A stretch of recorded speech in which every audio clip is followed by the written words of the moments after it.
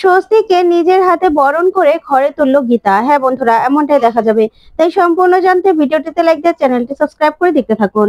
গল্পের শুরুতেই দেখা যায় টিপ গীতাকে বলে, চলো না আমরা একটা গেম খেলি।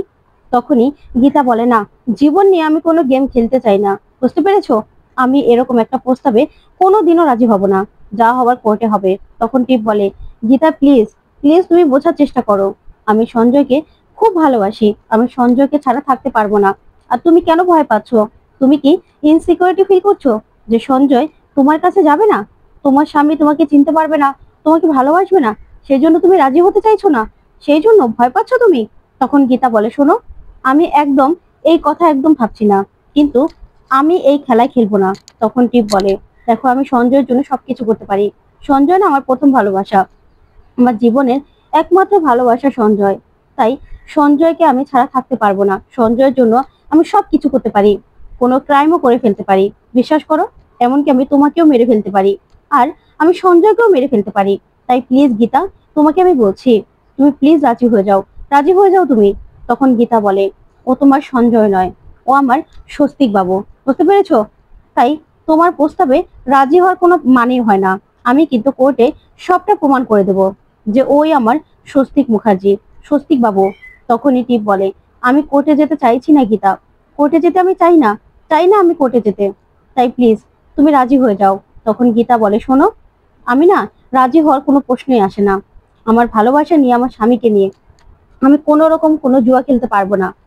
আর এই কেসটা তো আমিই জিতবো, আমিই জিতবো। তখন টিপ বলে, প্লিজ তুমি রাজি হয়ে যাও, আমরা একসঙ্গে থাকবো, একই বাড়িতে থেকে দেখি না যে সঞ্জয় কাকে ভালোবাসে, তোমাকে না আমাকে।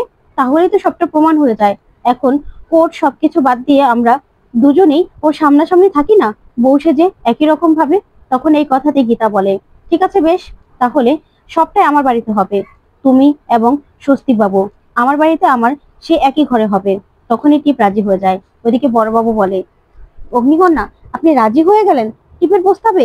এটা তো খুব খারাপ হয়ে যাবে, এটা তো একটা জীবন নিয়ে জুয়া খেলতে বসেছেন আপনারা। তখনই গীতা বলে, কিচ্ছু করার নেই বড়বাবু, কিচ্ছু করার নেই। এখানে আমি জানি ওই আমার স্বস্তিক বাবু। তখনই বড়বাবু বলে, তা তো আমি জানি, কিন্তু এখানে তো সমস্যা হয়ে যাবে। তখন গীতা বলে, কোনো সমস্যা হবে না, আমি জানি আমার স্বস্তিক বাবু আমাকে ভালোবাসে। তখন বড়বাবু বলে, কিন্তু ও তো সঞ্জয় লাহিড়ী, নিজেকে সঞ্জয় লাহিড়ী বলে পরিচয় দিচ্ছে, আর ও তো টিপকে ভালোবাসে। তখন গীতা বলে, না, ও টিপকে ভালোবাসে না, ও টিপের উপর নির্ভরশীল, তাই টিপ এরকম করছে। কিন্তু আমি জানি আমার স্বস্তিক বাবু আমার কাছে ফিরে আসবে, তাই আমি যে ডিসিশনটা নিয়েছি না, একদম ঠিক ডিসিশন নিয়েছি। তখন এই কথা শুনে বড়বাবু চমকে যায়। তারপরে গীতা চলে গেলেই তারপরে বড়বাবু মনে মনে বলে যে কি হবে এই পরিণতি, কে জিতবে এই খেলায়? যে জিতে যাবে সে তো সব পেয়ে যাবে, কিন্তু যে হেরে যাবে সে তো ক্রিমিনাল হয়ে যাবে।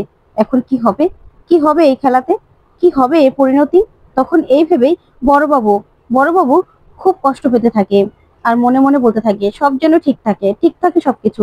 ওইদিকে প্রিয়ঙ্গদা চ্যাটার্জি সবটা শুনে বলে, না না, এটা অসম্ভব, এরকম একটা খেলা তুমি খেলতে পারো না টিপ, তোমার জীবন নিয়ে এরকম একটা খেলা খেলার তোমার অধিকার নেই, কি করছো তুমি বলো তো? তখন টিপ বলে, মা তুমি প্লিজ আমাকে না করো না, না করো না তুমি, আমাকে এই খেলাটা যে খেলতেই হবে। আমি জানি, আমি জানি আমার সঞ্জয় আমারই থাকবে, আমি যে সঞ্জয়কে খুব ভালোবাসি, ভালোবাসি আমি। তখন প্রিয়ঙ্বদা বলে, না মা, তোমার জীবন নিয়ে আমি এরকম একটা খেলা খেলতে দেবো না। তখন টিপ বলে, তুমি আমাকে বারণ করো না মামি, আমি যাব, যাব আমি, একমাত্র সঞ্জয় যে কিনা আমাকে ভালোবেসেছে, আমি না ওকে খুব ভালোবাসি। তখন প্রিয়ঙ্বদা বলে, কিন্তু এটাতে তো তুমি সব হারিয়ে ফেলতে পারো, নিঃস্ব হয়ে যেতে পারো। তখন টিপ বলে, আমি তো নিশ্চয়ই ছিলাম, বিশ্বাস করো, আমি আগে থেকে ভাবতাম যে তুমি আমার সৎ মা, তুমি আমাকে ভালোবাসো না, ভালোবাসো না তুমি আমাকে, সেই জন্য সব সময় সব সময় আমি কষ্ট পেতাম।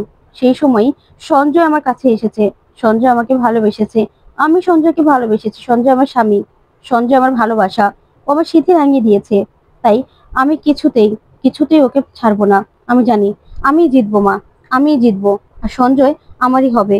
তুমি শুধু তুমি শুধুমাত্র আমাকে পারমিশনটা দিয়ে দাও, আমাকে যাওয়ার পারমিশন দাও, ওই বাড়িতে আমি যেতে চাই মা, আমি এই পরীক্ষাটা করে দেখতে চাই।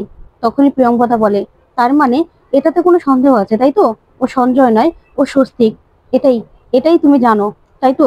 তুমি আমার কাছে এসব লুকোচ্ছ, লুকোচ্ছ কিছু। তখনই টিপ বলে, মাম্মি তুমি এসব জেনে কি করবে? তোমার না এসব জানার দরকার নেই, কিন্তু তুমি শুধু আমাকে পারমিশনটা দিয়ে দাও, তাহলেই হবে। আমি শুধু চাই আমার সঞ্জয় আমার কাছে ফিরে আসুক। তখন প্রিয়ঙ্গদা বলে, সেটা তো কোর্টেই হবে, কোর্টে তো সবকিছু বিচার হবে। তখনই এই কথাটি টিপ বলে, না আমি কোর্টে যেতে চাই না। তখন প্রিয়ঙ্গদা বলে, কেন? কেন তুমি কোর্টে যেতে চাও না? তার মানে তুমি সবটা জানতে আগে থেকে, তাই তো? তখন টিপ বলে, দেখো মা, এসব কথা তুমি জিজ্ঞাসা করো না আমাকে, আর জিজ্ঞাসা করো না। কিন্তু আমি জানি আমার সঞ্জয় শুধু আমাকেই ভালোবাসে। আমি জিতবো এই খেলায়, আমি জিতবো। তখনই প্রিয়ঙ্গদা বলে, না টিপ, তুমি যদি সর্বহারা হয়ে যাও, তখন তখন তুমি কি করবে? তখন তো তোমার কষ্ট আমরা সহ্য করতে পারবো না। তুমি এরকমটা করো না মা, করো না। তখনই টিপ কাঁদতে থাকে আর বলে, না মা, আমি জানি আমার ভালোবাসা পাওয়ার জন্য আমাকে এতটুকু করতেই হবে, এতটুকু তো আমাকে সহ্য করতে হবে। আমরা বউ সেজে, দুজনেই বউ সেজে ওর সামনেই থাকবো, দেখি কার প্রতি ওর ভালোবাসা আসে, দেখি না যে ও কাকে ভালোবাসে। তখন প্রিয়ঙ্বদা বলে, কিন্তু ও যদি গীতাকে নেয়? তখন টিপ বলে, না, আমার সঞ্জয়ের প্রতি আমার বিশ্বাস আছে, আমার ভালোবাসা আমি ঠিক জিতে নিতে পারবো। সঞ্জয় শুধু আমার, আমার মা। এই বলেই টিপ কাঁদতে থাকে। তখন এই বলে প্রিয়ঙ্বদাকে জড়িয়ে ধরে টিপ। তখন প্রিয়ঙ্বদাও টিপকে জড়িয়ে ধরে কাঁদতে থাকে। ওইদিকে দেখা যাবে গীতাকে সাজিয়ে দেয় মেহেক, এলিন, ঈশা, ওরা সাজাতে থাকে। ওইদিকে টিপকেও ওর বোনরা সাজাতে থাকে। তারপরে দেখা যাবে টিপ নিজেই নিজের সিঁথিতে সিঁদুর পরে নেয় আর নিজেকে নিজে দেখতে থাকে। ওইদিকে দেখা যাবে গীতা, গীতা হাতে সিঁদুর নিয়ে নেয়, কিন্তু সিঁদুরটা পড়তে গিয়েও গীতা যেন পড়তে পারে না, আটকে যায়। তখন মেহেক বলে, গীতা বৌদি, তুমি আটকে গেল কেন? তুমি তো জানো যে এটাই আমার ভাইয়া। তুমি যদি সত্যি বুঝতে পারো যে এটা আমার ছোটদা, তাহলে তুমি কেন অপেক্ষা করছো বলো তো? তোমার সিঁথিটা রাঙিয়ে দাও সিঁদুর দিয়ে।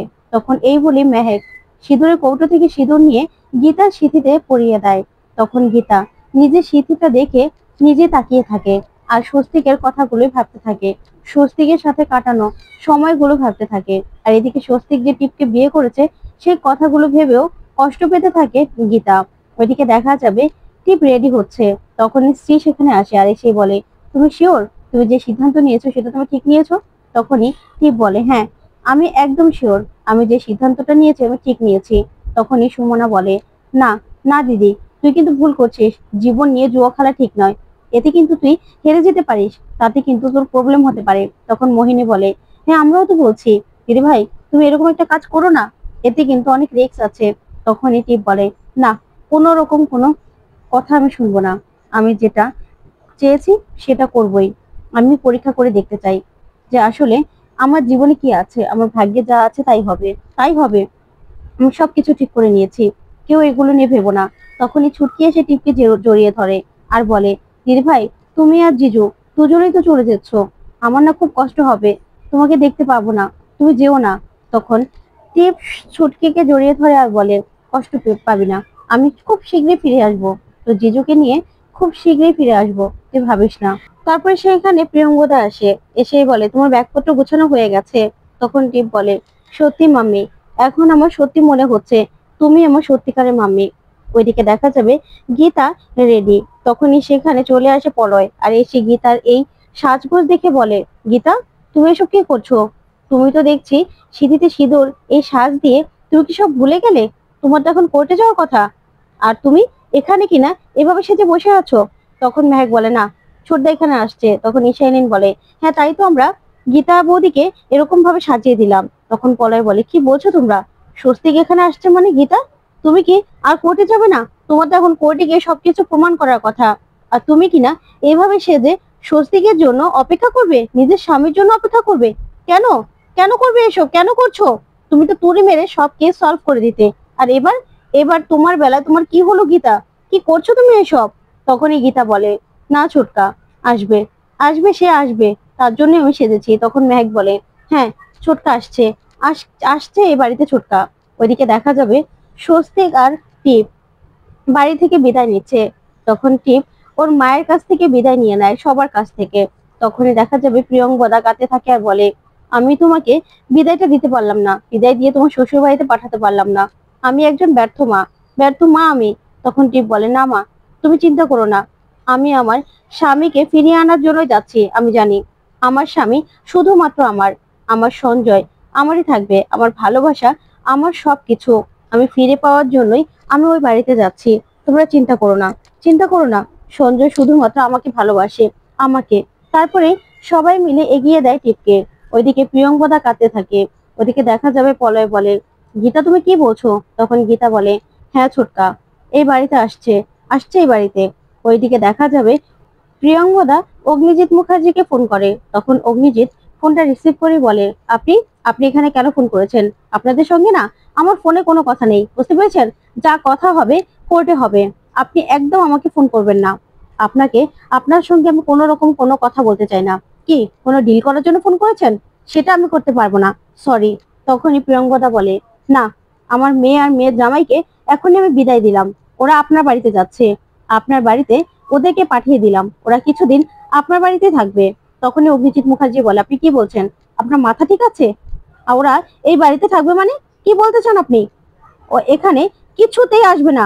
টিপ এখানে কিছুতেই আসবে না। যা হওয়ার কোর্টে প্রমাণ হয়ে আমার ছেলে আমাদের বাড়িতে ফিরে আসবে। তখন প্রিয়ঙ্বদা বলে, হ্যাঁ, আমি এখনই তো ওদেরকে বিদায় দিলাম, আপনার বাড়িতেই তো যাবে, আপনার বাড়িতেই তো যাওয়ার কথা। তখন অগ্নিজিৎ মুখার্জি বলে, এই বাড়িতে আসার কথা মানে?